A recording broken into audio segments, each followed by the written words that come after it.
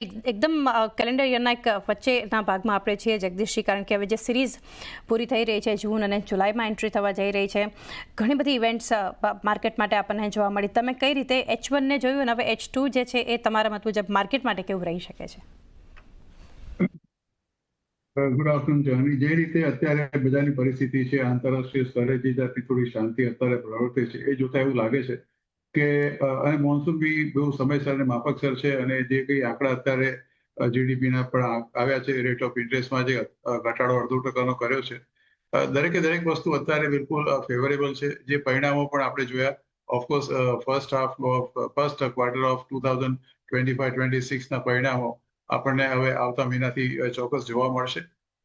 જતા સુધી જે કંઈ પરિણામ આવ્યા 2024-25ના, તમે એના લાસ્ટ ક્વાર્ટરના ગણો કે તમે એનો આખા વર્ષનું ગણો, તો બાય એન્ડ લાર્જ જેટલી પણ લિસ્ટેડ કંપનીઓમાંથી જે દિગ્ગજ કંપનીઓ મિડ કેપ, સ્મોલ કેપ અને લાર્જ કેપની, એમાં એક વસ્તુ હું ચોક્કસ આપને કહીશ કે મિડ કેપ અને સ્મોલ કેપે કદાચ લાર્જ કેપની સામે મેદાન મારી ગયા છે.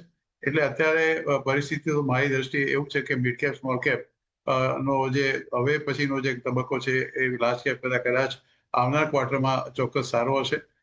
જ્યાં સુધી ઓવરઓલ ઇન્ટરનેશનલ માર્કેટનો સવાલ છે, અત્યાર સુધી વિદેશી રોકાણકારોની જે જાતની ખરીદી અને વેચવાલીના આંકડા છે, ભલે એ લોકો આજે શોર્ટ છે, આપણે જાણીએ છીએ કે લગભગ 1 લાખ કોન્ટ્રાક્ટથી વધારે ગઈકાલની તારીખમાં એ લોકો શોર્ટ છે. લોંગ પોઝિશન કદાચ 22% હોય, 78% જેટલી એ લોકોની શોર્ટ પોઝિશન છે. પણ એટલી મોટી મસ્તમોલી વેચવાલી નથી કે આપણને એનો કોઈ ચિંતાનો વિષય થાય. આશા રાખીએ કે અત્યારે યુદ્ધ વિરામ જે ઈરાન અને ઇઝરાયલ વચ્ચે થયો છે, એ અલ્પજીવી ન નીવડે, કારણ કે લગભગ બધાના મનમાં એવી શંકા છે કે કંઈક ને કંઈક અચૂકતું કદાચ થઈ શકે એવું છે. ઘણા બધા આપણે મંતવ્યો વાંચે છે, પણ મારું માનવું છે કે કદાચ આ યુદ્ધ વિરામ હવે કદાચ લાંબા ગાળાનો જ હશે. યુક્રેન અને રશિયા વચ્ચેની ચિંતા સૌથી મોટી છે. ગઈકાલે અને પરમ દિવસે નાટોની મિટિંગ થઈ નેધરલેન્ડમાં. એમાં તમામ નાટોના સભ્યોએ એવું કહ્યું કે પોતાના જીડીપીની 5% જેટલી એ લોકોનો ખર્ચો એ લોકોએ ડિફેન્સમાં વધારવાનો છે. અર્થાત એવો થયો. અને સાથે સાથે ટ્રમ્પ સાહેબે ત્યાં સુધી કહ્યું યુક્રેનને કે અમારા જે સૌથી શક્તિશાળી મિસાઇલ પેટ્રિયોટ છે, એ પણ અમે તમને આપીશું. અર્થાત કે યુક્રેન અને રશિયા વચ્ચેનું યુદ્ધ તો અત્યારે યુક્રેન પોતે નહીં, પણ નાટો એને જીવંત જ રાખશે. એનું કારણ છે કે ગમે તેમ કરીને રશિયા એક જે સુપર પાવર નેશન છે, એને કઈ રીતે નબળું પાડી શકાય એની પ્રક્રિયા અત્યારે ચાલતી હોય એવું લાગી રહ્યું છે. એટલે એ થોડી ઘણી ચિંતા આપણને ચોક્કસ થાય. ઇઝરાયલ અને ગાઝા વચ્ચે તો 2.5 વર્ષથી એ વસ્તુ ચાલી રહી છે.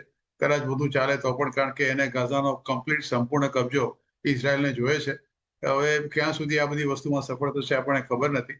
પણ એ જીઓપોલિટિકલ ડિસ્કને બાય એન્ડ લાર્જ લગાવેલા લોકોએ ડિસ્કાઉન્ટ કરી નાખ્યા છે.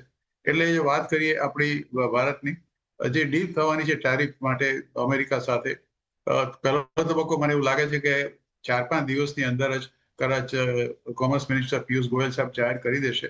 એ પછી બાકીના ત્રીજો તબક્કો આવનાર 1 કે 2 મહિનામાં થઈ જશે. એટલે એની પણ વિશેષ ચિંતા ટેરિફની અત્યારે અમેરિકા તરફથી નથી, કારણ કે એની ડેડલાઇન 9મી જુલાઈએ એક્સપાયર થાય છે. એટલે all circumstances are very much favourable in favour of India only.